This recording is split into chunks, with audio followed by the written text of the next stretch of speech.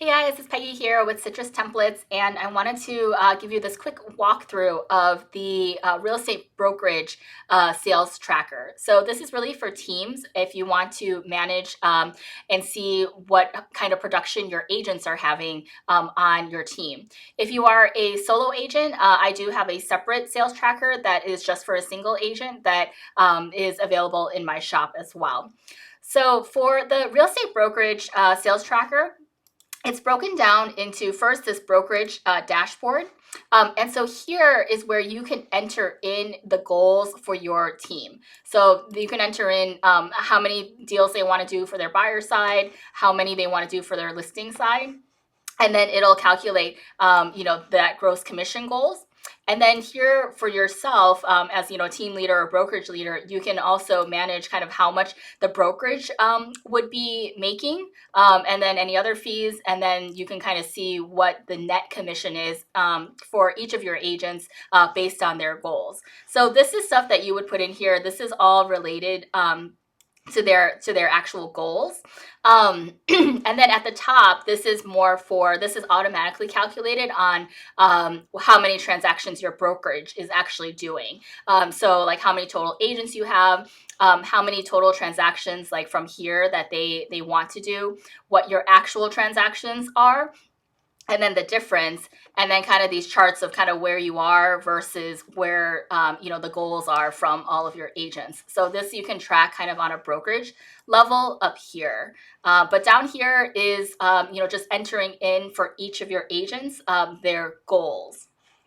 Now, I'm going to skip over the agent dashboard and just go to the transactions. So after you enter in all of your agents' goals, then you can just start putting in your transactions, right? So for the property address, the lead source, the type of transaction, and then kind of going back here, you have your agent name. So this is the drop down is the list of all of the agents that you entered in here. So make sure you enter in all the agents' names here, and then they will populate right here.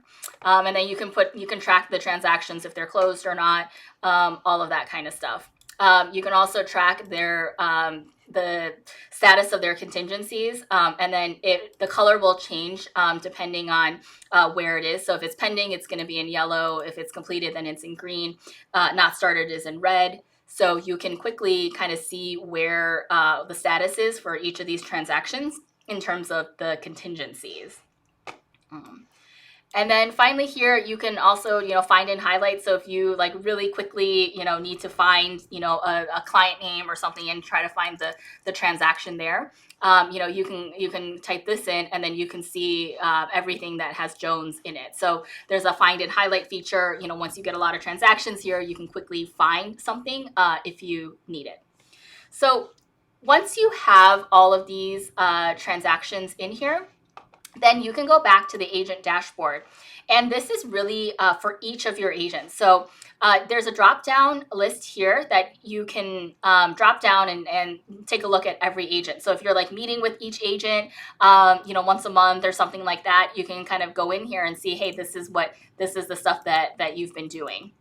So for Kara, you can see there like her gross commission by month, how many transactions she's had, her progress, and where her listings are coming from. And then it'll pull up the goals that she had said that she was going to do, in this brokerage dashboard. And then what the actual is pulling from the transactions dashboard and kind of what that difference is right now. And then it'll just pull up all of her deals as well. So all of these transactions coming from the transaction dashboard will pull up too. So then, quickly you can see how each agent is doing in terms of their deals and things like that. Okay.